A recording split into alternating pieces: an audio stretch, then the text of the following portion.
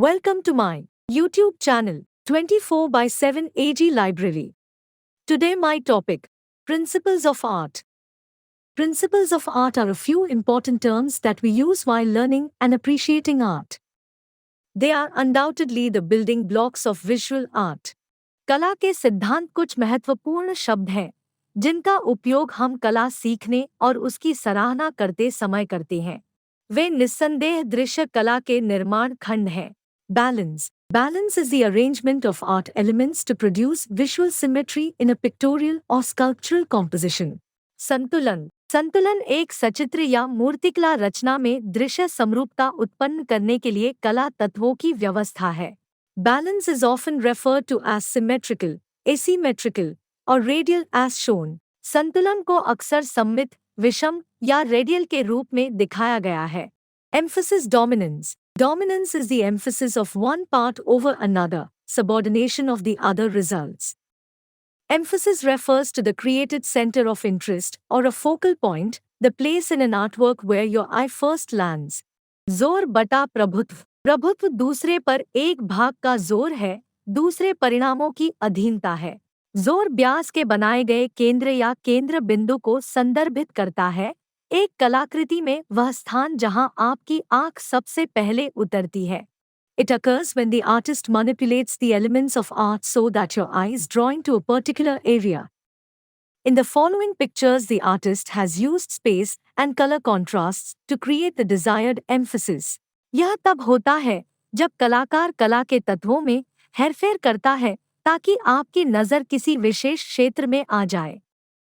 निम्नलिखित चित्रों में कलाकार ने वांछित जोर देने के लिए स्थान और रंग विरोधाभासों का उपयोग किया है। Rhythm. Movement. Rhythm is the repetition of art elements providing progressive and related movement. When we see an artwork, consciously or subconsciously our eyes move in a rhythm. ताल बटा आंदोलन. लय प्रगतिशील और संबंधित गति प्रदान करने वाले कला तत्वों की पुनरावृत्ति है। जब हम कोई कला कार्य देखते हैं तो होशपूर्वक या अवचेतन रूप से हमारी आंखें एक लय में चलती हैं। Rhythm or movement refers to the suggestion of motion through the use of various elements. Sometimes a pattern, repetition or reoccurrence of a design element, exact or varied, is used which establishes a visual beat. Example, zebra crossing. ताल या गति विभिन्न तत्वों के उपयोग के माध्यम से गति के सुझाव को संदर्भित करती है। कभी-कभी एक डिजाइन तत्व, सटीक या विविध के पैटर्न, दोहराव या पुनरावृत्ति का उपयोग किया जाता है जो एक दृश्य बीट को स्थापित करता है, जैसे zebra crossing. Proportion. Scale. Proportion is the size of parts in relation to a whole and to one another.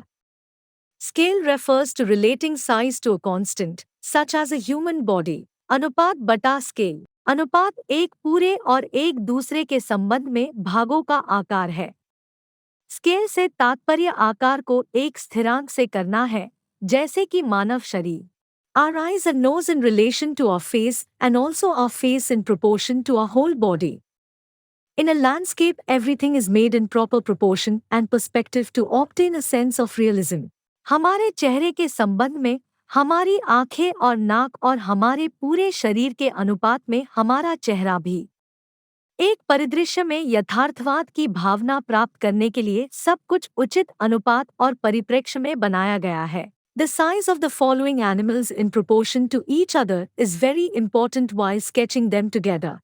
निम्नलिखित जानवरों का एक दूसरे के अनुपात में आकार एक साथ स्केच करते समय बहुत महत्वपूर्ण है। Harmony. Unity. Cezanne, an artist from post-impressionism, stated, when paintings are done right, harmony appears by itself. सद्भाव बटा एकता. सेज़ेन, पोस्ट इम्प्रेशनिज्म के एक कलाकार, ने कहा, जब पेंटिंग सही तरीके से की जाती है तो सामंजस्य अपने आप दिखाई देता है। The more numerous and varied they are, the more the effect is obtained and agreeable to the eye. वे जितने अधिक विविध और विविध होते हैं उतना ही अधिक प्रभाव प्राप्त होता है और आँख के लिए अनुकूल होता है। Unity is achieved when the components of a work of art are perceived as harmonious, giving the work a sense of completion. In a good work of art, all aspects create a sort of harmony.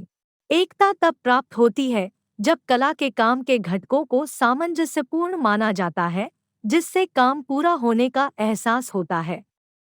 कला के एक अच्छे काम में सभी पहलू एक तरह का सामंजस्य बिठाते हैं। Harmony is achieved in any work by using similar or related elements throughout the work.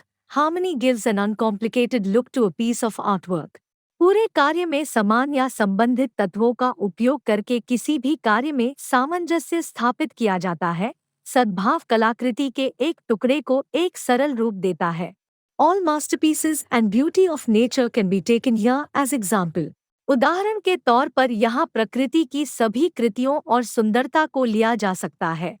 Abstraction. Dictionary defines abstraction as an expression or work in which a subject is not realistically presented or even recognized. मतिहीनता शब्दकोश अमूर्तता को एक अभिव्यक्ति या कार्य के रूप में परिभाषित करता है जिसमें कोई विषय वास्तविक रूप से प्रस्तुत या मान्यता प्राप्त नहीं होता है।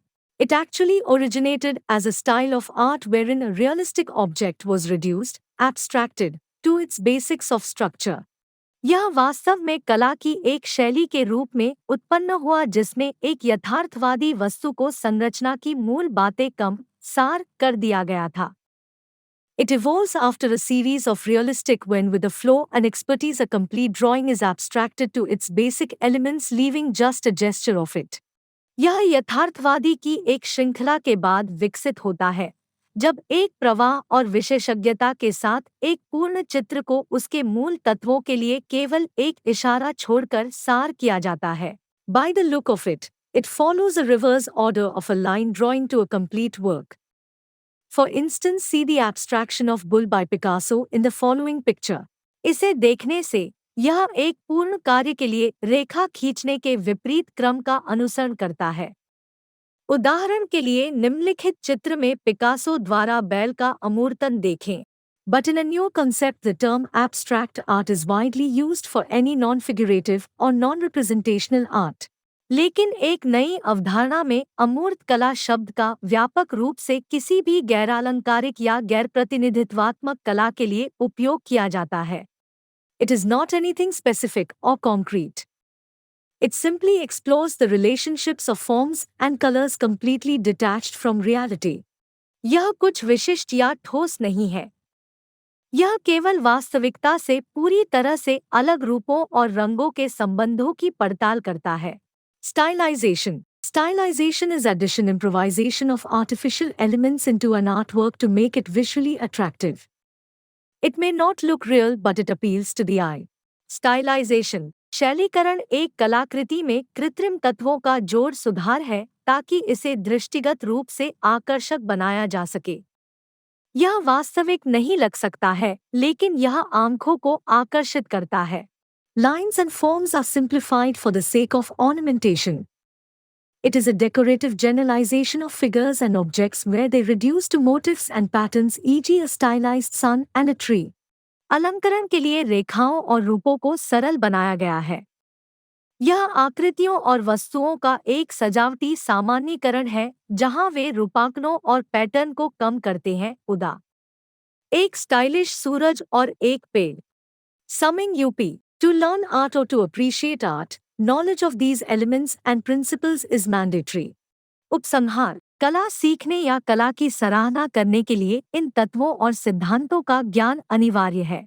As you progress in this field, these words take permanent place in your expression and language, giving you an edge over all others who do not study art.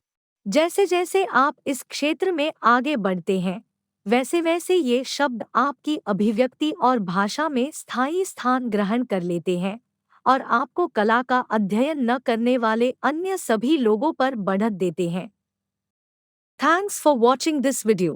Please subscribe my channel for more videos and press the bell icon for instant notifications.